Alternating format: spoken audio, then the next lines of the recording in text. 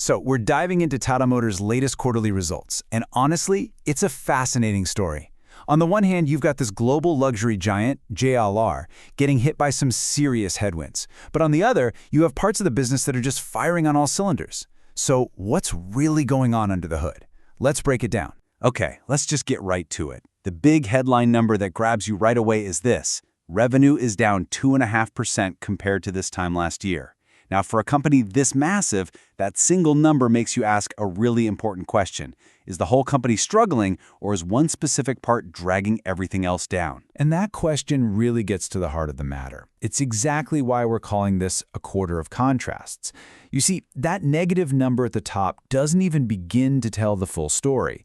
To really get what happened, you have to look at the three very, very different businesses that all live under the Tata Motors roof. And here it is, laid out in black and white.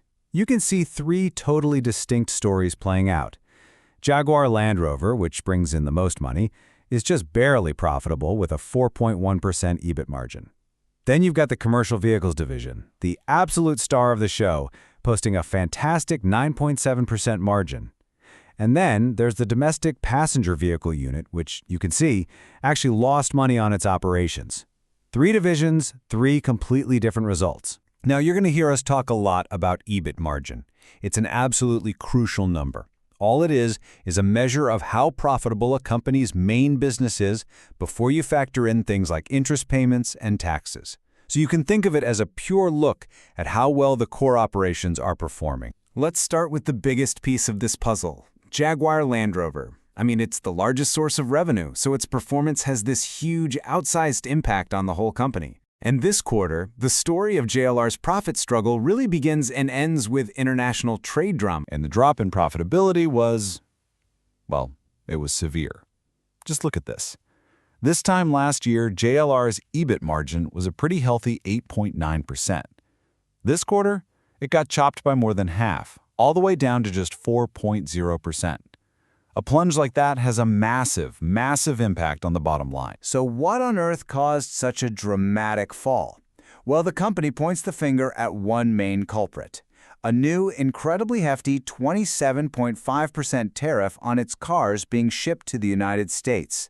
That's basically a direct tax on a huge chunk of their sales, and a cost like that just guts your profitability. So JLR is clearly in damage control mode, but they do have a plan. You know, they're not backing down from their full-year profit guidance just yet. They're kind of banking on new trade deals to hopefully ease up these tariffs. And internally, they're on a mission to find over £1 billion in savings to buffer against this risk.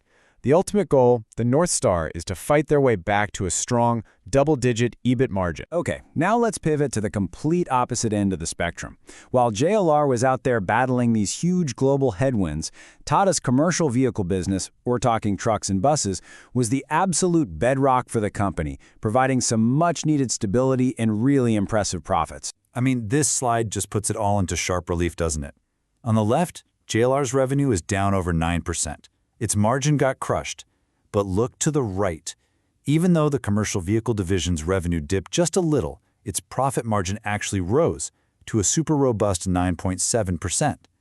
This division wasn't just surviving, it was thriving, and it was generating the cash needed to stabilize the entire company. And if you want just one metric to show how incredibly well this part of the business is run, this is it: a return on capital employed of nearly 40%. In simple terms, for every dollar they invest in the business, they're getting almost 40 cents back in profit. That is just incredible efficiency. Okay, so that brings us to the third and final piece of our story, the domestic passenger vehicle division. While the commercial business was strong, the PV side, the cars you and I might actually go out and buy, hit a bit of a speed bump, facing challenges from softer demand right here in the Indian market. But here's the thing. Despite the tough quarter, there's a huge strategic positive hiding in the powertrain mix. Alternative fuels are not some little niche anymore. A combined 37% of their sales now come from CNG and electric vehicles. That is a significant lead over many competitors, and it really shows the company is positioned well for where mobility is headed. So why did this division slip into the red? Well, it was pretty much a perfect storm of factors. First, the company intentionally slowed down shipments to dealers to keep their lots from overflowing. That happened just as overall demand for more affordable cars went soft, and competitors started throwing heavy discounts around. And on top of all of that, they were in the middle of expensive production changeovers for brand new models. So, after a quarter with such sharp contrasts, what does the road ahead look like? Well, the company has laid out a pretty clear game plan to tackle all these different challenges. The priorities are perfectly tailored to what each division needs right now. For JLR, job number one is just to navigate this whole tariff mess and get those margins driving back towards that 10% goal. For the rock-solid CV business, the mission is simple: keep that profit engine humming and grab even more market share. And for passenger vehicles, it's all about using their new launches to win the big upcoming festive season. Looking forward, the company's own outlook is, I'd say, cautiously optimistic. They see a gradual improvement coming.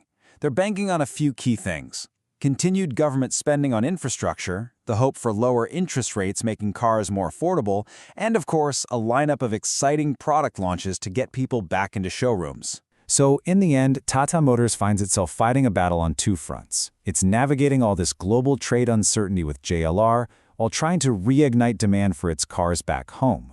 All of it supported by that strong foundation from its commercial vehicle business. The strategy is clear, but the ultimate question remains: can this plan successfully steer this automotive giant through the very real economic uncertainty that lies ahead? Thanks for joining us for The Explainer.